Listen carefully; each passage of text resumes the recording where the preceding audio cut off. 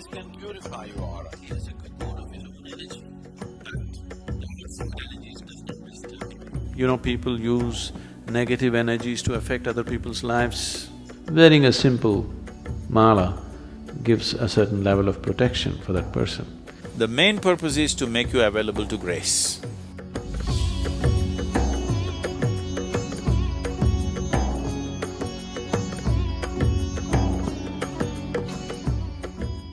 See, every substance has a certain reverberance to it, everything in the universe. Now we are trying to identify things which will push us in a particular direction. It's not just about rudraksha.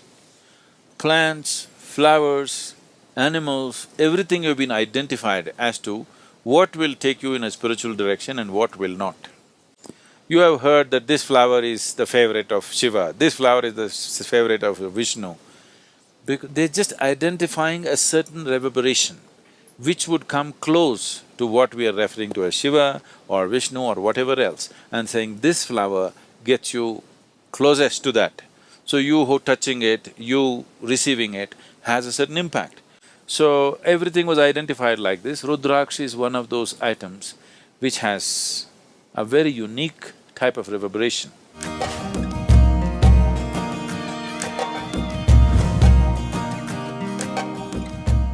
Now, why rudraksha is worn on the body is, one thing is it cleanses the aura. You know what's aura? A-U-R-A? There is a certain field of light and energy around every body, around every object. Every physical object has its own aura, even inanimate objects. These days it is being photographed and recorded in so many different ways. It cleanses your aura. Aura can be from a pitch black aura to a pure white aura. You know, if you have seen, maybe not so much in America, but if you have seen any of the Spanish pictures or Indian pictures, you will see if they show any saint or sage, always there will be a white halo around their head. It is not that these people walked around with light bulbs behind their heads. It is just that the artist is trying to impress upon you that this is a pure being. He had a pure white aura, that's what is being conveyed. So from a pitch black aura to a pure white aura you can have. If you meet somebody who is into occult processes, who do things with energy, if you meet such a person, most of them are just fakes who just use chicken entails to scare you. But there are genuine people in that field. In India, there are lots of people, so very sophisticated occult. If you meet them, they're powerful in a very different way. Totally pitch black aura. They're very, very powerful, but in a completely different way. So from a pitch black aura to a pure white aura, in between there are a million shades. This can purify your aura. This does not mean if you wear a rudraksha tomorrow morning, you will have a halo glowing behind your head. Not like that, but you're aspiring to purify yourself. When you're aspiring to purify yourself, every little help, every little aid you get, you want to make use of it.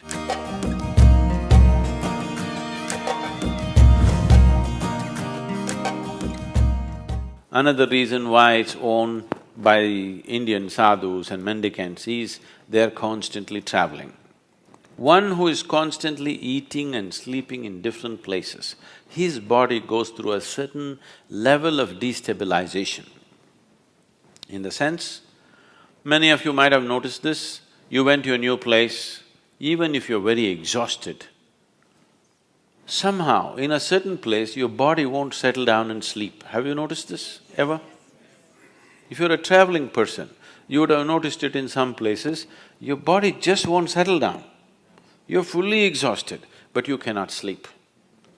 This is because in your own house, in your own bedroom, today there is something called as… the forensic people are using this, what? Thermal imaging, is it?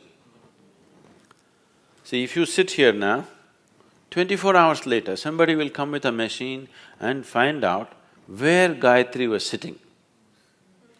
There is a memory in the place which they're able to detect this person was sitting only here, not there. Well, if you bring your dog, it knows she was sitting here, isn't it? So something is left there, isn't it so? Something is obviously left there, that is why a dog or a machine or something can detect it. So, you are sleeping in the same bed every day, here, certain aspect of your energy is left here, here you're very comfortable. If you go to another place where the energies are very different, your body may not settle, sometimes it could be damaging to the system. So, person who is constantly traveling wears a rudraksha so that he has a cocoon of his own energy, that the outside energies does not disturb him. He has a… we call this a kavacha. You know what's a kavacha? Kavach. It's more like a cocoon. It's a cocoon of your own energy. Wherever you go, you have your private bedroom going with you. It travels with you wherever you go. Especially in travel, your aura gets frayed. This is the reason why you feel so exhausted with travel. Actually, you sit and do nothing. Somebody is driving, you just sit. After 10 hours, you find you're so tired. You did nothing because your energy gets frayed. Your body is moving at a faster speed than it is designed to move. So the first thing that is damaged is your aura. If you go faster, let's say you travel 600 miles per hour in an open space without a windshield, you will see your skin will peel off, isn't it? After that your flesh will fly off, after that your bones will fly off. Yes or no? The first thing that begins to be damaged is your aura. So with movement, with faster and faster movement, aura gets frayed. So if you wear rudraksha, it gives you a certain cocoon, it gives you a certain stability to your aura. The travel, movement can be taken well.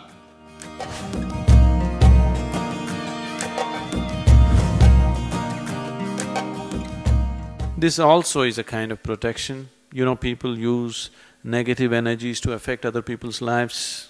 You're aware of this? What do you call that here? Yes, Billi Shunyam, the black magic or whatever you call it, there are various kinds of arts. One Veda, out of the 4 Vedas, one Veda is dedicated towards this. The Atharvana Veda is all about how to manipulate energies to your benefit and somebody's detriment. If you wear rudraksha, it also protects you against that kind of negative situations. Many times, these things could happen to people even though they are not directed towards them. Right now, let's say somebody is doing some black magic to me, but I am not receptive to it. You're sitting here, you may get it. It is not necessary it must be aimed at you.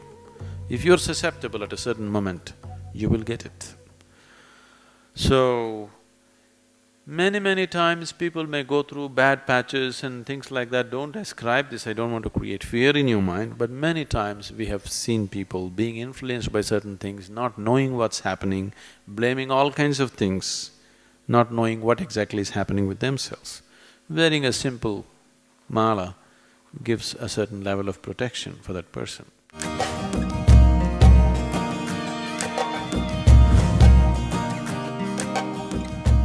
One more reason why people wear this is, even in the wild, if you were thirsty and you're walking in a jungle, you found little water, you drink it, you could be poisoned.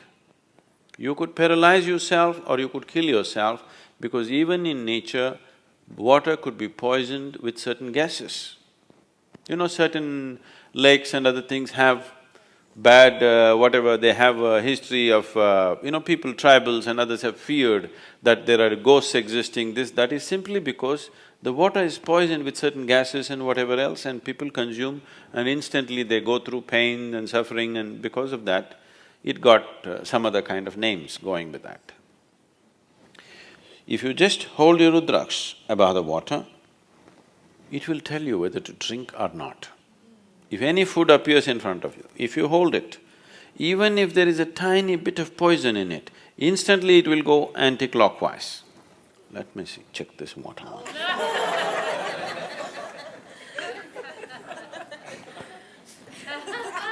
You never know.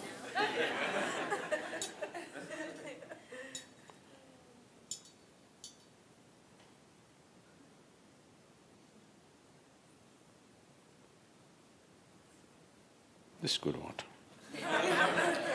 You put a tiny drop of poison into this, which you cannot detect by smell or taste, that kind of poison. You hold this and see, immediately it will go anti-clockwise.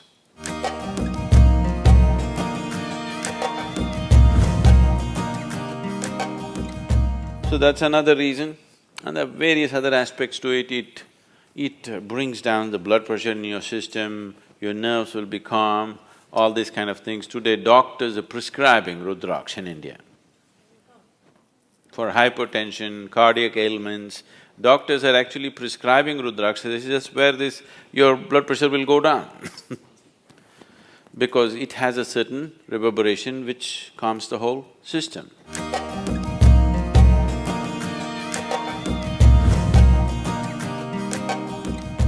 The main purpose is to make you available to grace. Because ultimately, it doesn't matter what circus you do, what yoga you do, what else you do, ultimately it's only by becoming available to grace, you become a possibility. This is why a devotee attains quicker than anybody, because he just offers himself like that. If that sense of offering and things are not brought in, yoga will become circus. Without grace, whatever you do, whether it is spiritual process, health, wealth, success, there will be no success in any area of life if in some way you do not become available to grace, that's for sure. Either you become consciously available or unconsciously in your own way you became available, okay? Every human being, every creature is becoming available in some way. But if you're consciously making that a part of your life, then everything works, it's a well-lubricated life, everything works easy and smooth. So rudraksha is just creating that possibility, enhancing it a little bit. Not that without rudraksha you will not be available to grace. You will be. It is just that you want to use every support that is available to you.